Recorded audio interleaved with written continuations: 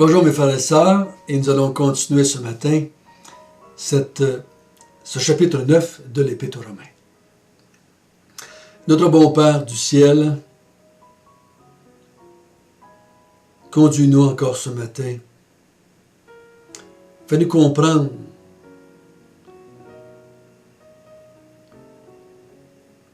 des belles vérités. Souvent, on va parler de toi comme un Dieu qui fait des promesses. Et on va parler de ça ce matin. On va parler des enfants de la promesse. Guide-nous. Guide-nous dans ces vérités. Amen. On a vu hier les enfants de la chair. Ce peuple privilégié pendant 4000 ans, ou à peu près. Privilégié parce que Dieu s'est révélé, Dieu a manifesté sa personne, Dieu s'est adressé à eux autres à travers Moïse, à travers la loi, à travers Abraham, à travers les prophètes, à travers le culte, à travers les alliances. Dieu s'est manifesté à ce peuple comme il ne s'est pas manifesté à un autre peuple dans l'histoire de l'humanité. Mais le résultat de toute cette révélation de la part de Dieu, ce que cela produit, cela a amené dans le cœur de Paul de la tristesse et un chagrin continuel. Le résultat a été très négatif. Ils ont fait mourir le Messie. Ils se sont acharnés pendant la première génération à vouloir détruire le peuple de Dieu mis en place par le Messie. Les enfants de la chair ne sont pas le peuple de Dieu. C'est ce que nous allons voir ce matin. Pour mieux comprendre, nous allons lire à partir du verset 6 jusqu'au verset 13. Ce n'est point à dire que la parole de Dieu soit restée sans effet, car tous ceux qui descendent d'Israël ne sont pas Israël. Et, pour être la postérité d'Abraham, ils ne sont pas tous ses enfants, mais il est dit en Isaac sera nommé pour toi une postérité. C'est-à-dire que ce ne sont pas les enfants de la chair qui sont enfants de Dieu, mais que ce sont les enfants de la promesse qui sont regardés comme la postérité. Voici en effet la parole de la promesse. Je reviendrai à cette même époque et Sarah aura un fils. Et de plus il en fut ainsi de Rebecca, qui conçut du sol Isaac notre père, car quoique les enfants ne fussent pas encore nés, et ils n'eussent fait ni bien ni mal, afin que le dessein d'élection de Dieu subsistât, sans dépendre des œuvres, et par la seule volonté de celui qui appelle. Il fut dit à Rebecca, l'aîné sera assujetti au plus jeune, selon qu'il est écrit, j'ai aimé Jacob, et j'ai haï Ésaü. Donc ici, en comparaison aux enfants de la chair, il va comparer les enfants de la promesse. Il dit au verset 6, est-ce que la parole de Dieu serait restée sans effet? Est-ce que toutes ces promesses, toutes ces alliances, toute la loi, tout le culte, tous les patriarches, tout ce qui a été fait pendant ces 4 milliers d'années-là, est-ce que ça serait resté sans effet? Finalement, le Messie, Dieu béni éternellement, qui est venu en chair et qui a été crucifié par les Juifs, est-ce que ça a mis une fin à tout cela? Est-ce que ça va être inutile, tout ce qui s'est passé? Est-ce que ça va aboutir à rien? Il dit, ce n'est point à dire, ben non. Il dit, ça n'a pas resté sans effet. Car, on dit au verset 6, car tous ceux qui descendent d'Israël ne sont pas Israël. C'est pas à cause que tu es né dans une famille juive que tu es Israël, que tu es le peuple de Dieu. Il dit, et bien qu'ils soient de la postérité d'Abraham, parce qu'ils sont tous des enfants d'Abraham, autant ismaélites que ceux qui descendent d'Isaac, il dit, tous ceux qui sont nés d'Abraham ne sont pas tous la postérité que Dieu voulait. Ils ne sont pas tous les enfants de Dieu. Ils ne sont pas tous le peuple de Dieu. Ils ne sont pas tous Israël. La vraie Israël. Celle que Dieu veut. Il dit au verset 7, « Ils ne sont pas tous ses enfants. Ils ne sont pas tous les enfants de Dieu. Mais, verset 7, « Mais, il est dit, en Isaac sera nommé pour toi une postérité. » Voyez-vous, Dieu, là, fait un choix. Abraham avait Ismaël avant. Ismaël était un enfant de la chair, un enfant qui faisait partie de la postérité d'Abraham. Mais Dieu dit, je fais une promesse là. Tu vas avoir un enfant avec Sarah. C'est en Isaac que sera nommé pour toi une postérité. C'est Isaac que j'ai choisi, et non pas Ismaël. Malgré qu'ils sont tous les deux des enfants de la chair, sont tous les deux nés sous la tutelle d'Abraham, sont tous les deux qui ont joui, on pourrait dire, qui ont fait partie de ceux du peuple à qui Dieu s'adressait, mais Dieu choisit Isaac. C'est en Isaac que sera nommé pour toi une postérité. C'est à travers lui qui va descendre la postérité que je veux. Finalement, le Messie va arriver de là. Au verset 8, c'est marqué « c'est-à-dire » que ce ne sont pas les enfants de la chair qui sont les enfants de Dieu. C'est pas à cause que tu étais un Israélite, c'est pas à cause que tu étais un Juif, c'est pas à cause que tu étais parmi les descendants d'Isaac, les descendants de Jacob, que tu faisais des descendants des 12 patriarches, que tu es un enfant de Dieu. Alors, je me souviens une fois, j'avais visité des Juifs, j'avais visité un rabbin juif dans une synagogue, ça faisait partie de mes études, et il m'avait répondu, « Ah, ce qui est le plus important, c'est d'être juif. Ce qui est important pour mes enfants, parce que le contexte m'a amené à parler des enfants, l'éducation des enfants dans les différents milieux religieux. Il dit, l'important, mes enfants, c'est qu'ils soient juifs, que mes enfants, mes garçons marient des filles juives, que mes filles juives marient des garçons juifs. L'important, c'est d'être juif. Et là, c'est pas ça qu'il avait dit. Quand Jésus était sur la terre, ils ont dit à Jésus, dans une confrontation, « Nous sommes des enfants d'Abraham. Nous sommes juifs. Nous sommes la descendance, la postérité. » Et Jésus avait dit, si vous seriez des enfants d'Abraham, vous croiriez en moi, parce qu'Abraham a cru en moi. Isaac a cru en moi. Jacob a cru en moi. Vous n'êtes pas ça. Vous n'êtes pas la vraie descendance de Dieu. Vous n'êtes pas les enfants de Dieu. Il dit à la fin du chapitre, verset 8, « Mais ce sont les enfants de la promesse qui sont regardés comme la postérité. » La vraie postérité, c'était Isaac. C'était pas Ismaël et Isaac. Malgré qu'ils étaient nés tous les deux d'Abraham. Dieu a fait un choix. Il n'explique pas son choix, mais il nous déclare son choix. J'ai choisi Isaac. Verset 9, il dit, « Voici en effet la parole de la promesse. Je reviendrai à cette même époque et Sarah aura un fils. » Dieu choisit. C'est moi qui décide.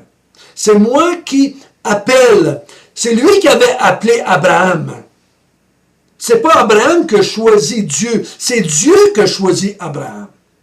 Et ensuite ça, il a choisi Isaac. Et au verset 10, il dit, « Et de plus, il en fut ainsi de Rebecca, qui conçut seulement d'Isaac, notre père. » Donc, il dit, ça n'a pas arrêté avec Isaac. De plus, il en fut ainsi dit à Rebecca. Rebecca, femme d'Isaac. Il dit au verset 11, « Car les enfants n'étaient pas encore nés, et ils n'avaient fait ni bien ni mal. Il fut dit à Rebecca, pendant que les enfants étaient encore dans son sein, il fut dit, là je saute au verset 12, il fut dit à Rebecca, l'aîné sera assujetti au plus jeune, selon qu'il est écrit, j'ai aimé Jacob et j'ai haï Ésaü. Dieu fait un choix avant qu'il soit né. J'ai aimé Jacob et j'ai haï Ésaü. Pourquoi Dieu fait-il cela? Pourquoi a-t-il choisi Abraham? Pourquoi a-t-il choisi Isaac au lieu d'Ismaël? Pourquoi est-ce qu'il choisit Jacob au lieu d'Ésaü? Verset 11. Très important. Essentiel. Afin que le dessein de l'élection de Dieu subsiste, sans dépendre des œuvres et par la seule volonté de celui qui appelle.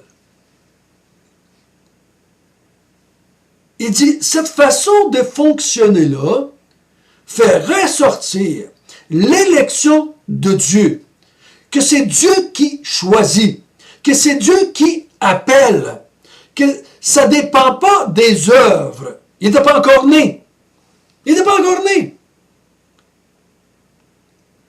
Donc, il ne pouvait pas dire, je le choisis parce que il va faire, parce qu'il a fait du bien dans sa vie, parce qu'il a aidé les pauvres, parce qu'il a aimé sa femme, parce qu'il est allé à l'église, parce qu'il lisait la Bible, parce qu'il a prié beaucoup, parce qu'il s'est sacrifié, en tout cas, peu importe.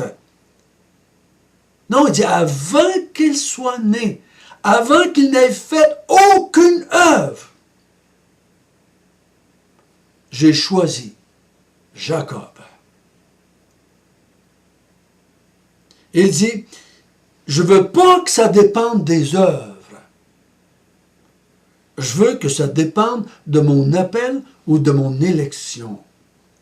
Il dit, et par la seule volonté de celui qui appelle. C'est la volonté de Dieu qui décide de choisir qui va faire partie de la postérité, qui va être un enfant de Dieu. Ça vous surprend peut-être, hein? Mais mes frères et sœurs, mes chers amis, si on comprend bien le chapitre 1 jusqu'au chapitre 3, il faut que ce soit comme ça. Il n'y a pas d'autre solution. Si ça ne dépendait pas de l'élection, si ça ne dépendait pas de la volonté de Dieu, il n'y en aurait pas de postérité. On va y revenir. 9, 10, 11, chapitre 9, 10. On va y revenir 2, 3 fois. Et Paul va le répéter. Si Dieu ne nous avait pas suscité un reste, on aurait été détruit comme Sodome et Gomorrhe. Si Dieu n'aurait pas suscité un reste, on aurait été tous détruits au déluge. Il n'y aurait pas eu de Noé. Si Dieu n'aurait pas suscité un reste, il n'y en aurait pas eu de Lot. Tout le monde aurait été détruit dans Sodome et Gomorrhe. C'est Dieu qui fait appel. Savez-vous pourquoi? Parce qu'il n'y a personne qui cherche Dieu. On l'a vu dans le chapitre 1, 2, 3. Il n'y a personne qui veut Dieu. Il dit, les gens ne se sont pas souciés de connaître Dieu. Ils ont adoré la créature au lieu du Créateur. Ils se sont vautrés dans le péché. Et Dieu les a livrés à leur sens réprouvé, à leur folie. Ils se plaisaient dans le péché, donc ils ne cherchent pas Dieu. Si Dieu ne fait pas un choix lui-même, si ce n'est pas Dieu qui appelle, si ce n'est pas Dieu qui est élu, si ce n'est pas Dieu qui choisit, et qui appelle des gens à croire en Jésus-Christ, à faire partie du peuple de Dieu, il n'y en a pas un qui va faire partie du peuple de Dieu. Dieu n'a pas choisi Abraham, parce qu'Abraham a fait des œuvres bonnes. Dieu n'a pas choisi Isaac parce qu'Isaac a fait des œuvres bonnes. Ou il a fait une bonne vie. Dieu n'a pas choisi Jacob parce qu'il avait fait une bonne vie. Dieu, il l'a choisi. Dieu a mis son étampe dessus, on va le voir plus loin. Dieu a saisi, si je peux dire, Jacob, Israël, Isaac, Abraham, Noé. Je peux remonter jusqu'à Seth, Abel. C'est Dieu qui choisit. C'est Dieu qui appelle. Et quand Dieu appelle, on va le voir au chapitre 8, il va faire le restant. Il va rendre ces gens-là capables de faire un choix pour Dieu. Il va les rendre capables. Ils ne sont pas capables. Il le dit au verset 8. La chair, les enfants de la chair, même dans le meilleur contexte possible imaginable. On a vu hier, verset 1 à 5, dans le meilleur de tous les contextes humains possibles. Devant la loi, devant la gloire, devant les alliances, devant tout ce que Dieu a pu faire humainement. Il a mis Jésus parmi eux, qui a fait des dizaines de milliers de miracles. Et le résultat, ils l'ont crucifié. L'homme ne veut pas, l'homme ne peut pas aller vers Dieu. Donc, Dieu fait un choix. On va voir pourquoi tout à l'heure. On va voir pourquoi Dieu a fait cela. Dieu a fait un choix. Avant la fondation du monde, Paul dit dans Éphésiens. Ici, il dit, avant qu'il soit né. Donc, le choix de Dieu envers les gens, c'est avant que n'importe qui soit né, Dieu a déjà élu. Il a déjà choisi des hommes et des femmes qu'il va appeler à devenir ses enfants. Ah, il va nous dire demain, manifestation de la grâce de Dieu, de la bonté de Dieu, de la miséricorde de Dieu, de la compassion de Dieu. Parce que vous savez, on a vu au chapitre 5, il faut que ce soit logique. Avec le chapitre 1, 2, 3, chapitre 5, le péché est entré dans le monde par un seul homme et la mort s'est étendue à tous les hommes. Donc la mort, c'est la séparation des hommes avec Dieu. Ils ne peuvent pas. Si Dieu avait laissé aller cela, tout le monde serait mort. Tout le monde a été séparé de Dieu et jamais personne ne serait converti. Jamais personne ne serait converti. Donc les enfants de la chair ne sont pas tous des enfants de Dieu. Les enfants de Dieu, c'est les enfants de la promesse. Ceux que Dieu a choisis de sa propre élection, de sa propre volonté, de sa propre appel, c'est lui qui décide qui va faire partie du peuple de Dieu. Avant d'aller trop loin dans votre réflexion, là, méditez ça, puis on va voir le restant dans les jours qui viennent. Et vous allez dire avec moi, à la fin du chapitre 9, 10, 11, « Gloire soit rendue à Dieu pour son élection, pour sa grâce. » Notre bon Père du ciel,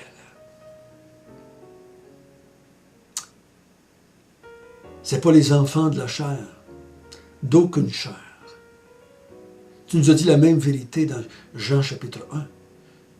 Ceux qui sont des enfants de Dieu, ce ne sont pas des enfants de la chair, ni du sang, ni de la volonté des hommes. Ça dépend de Dieu. C'est toi qui as choisi des personnes dans ce monde. Et tu les as élus, tu les as appelés, tu les as choisis à devenir tes enfants. Oh notre Dieu, merci, merci. Et nous allons voir dans les jours qui viennent pourquoi tu as fait cela. On a vu une petite partie ce matin. Tu voulais juste démontrer que ça dépendait de toi. C'est ta volonté qui se fait et non pas la volonté des hommes. Ça va manifester ta gloire. Ça va manifester ta souveraineté, ta sagesse, ton intelligence. Au nom de Jésus.